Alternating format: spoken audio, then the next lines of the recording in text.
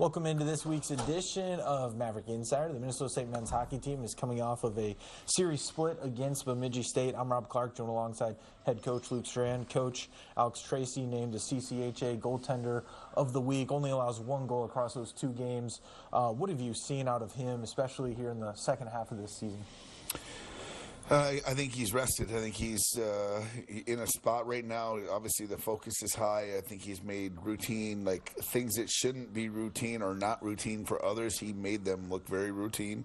You got to figure. I love he's given every opportunity to us to win a game. And he's the ultimate champion, man. He comes to the rink every day to get better with his routine. It's still lights out. There's no skipping a step.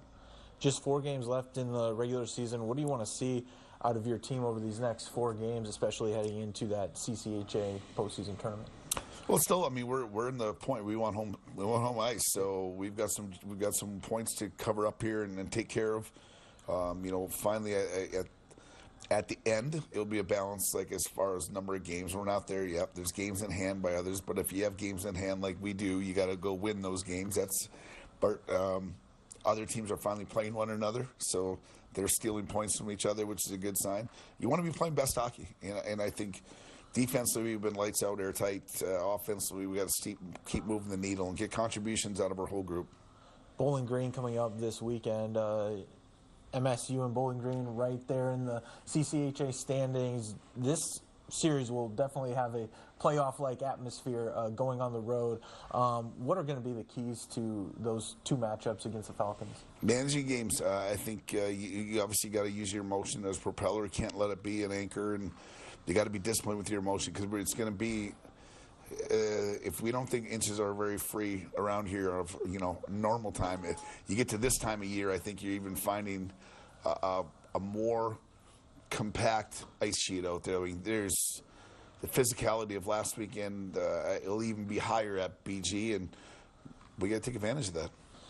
Having, we talked about Alex Tracy, but being able to have him in these big-time games, it always seems like his best play kind of comes out. How much confidence does that really give, the guys playing in front of him to, realize that, maybe if they only get 1 or 2 goals, that's going to be enough with a goaltender like that in that? I mean, the room's in full belief of Trace. I mean, it's an interesting fact. Even in you can hear guys in line be like, how do you make that save? They're even talking about his performance inside of our own group. So, but yeah, we got to get him some run support because I think that's who wouldn't want to be a goalie that, your team's putting some goals on the board and all you just got to go take care of your job. And he's not going to score for us, so he's going to keep a game right in the middle of a wheelhouse that we got to go take advantage of our opportunities. And I know we've talked about the Olympics before. Mark Michaelis, Parker Toomey there with Team Germany advancing in the tournament. Just how cool is it to see those Mavericks playing and contributing there in the Olympics? It's pretty amazing because you look back at their career here and like Michaelis is on the NHL wall here, and Toombs didn't get that crack, and their opportunity to go represent their country and play in Europe, be by family, be by siblings, are so important and prideful moments. We wish Blugs the best there against Sweden. I don't know if they'll get past those guys, but it's an awesome feeling knowing that our university, not just our hockey program, our entire university is on that world stage like that of 2 successful human beings, not only on the ice but off the ice as well.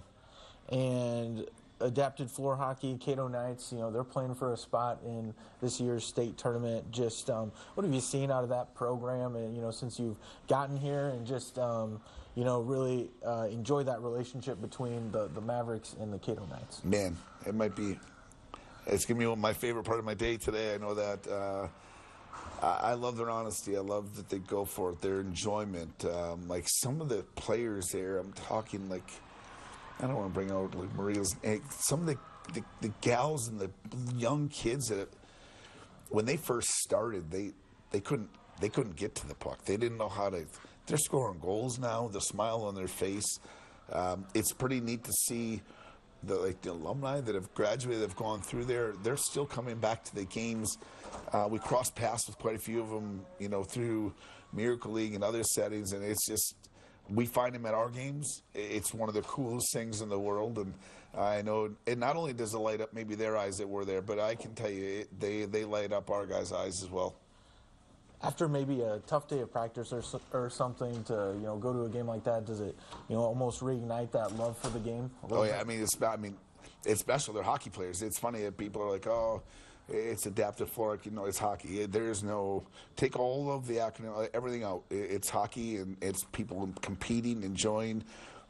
I can tell you what, when they win, they celebrate just like our guys do. So we're there for them, and they've always been there for us. But I know our guys are excited to be out there cheering them on again.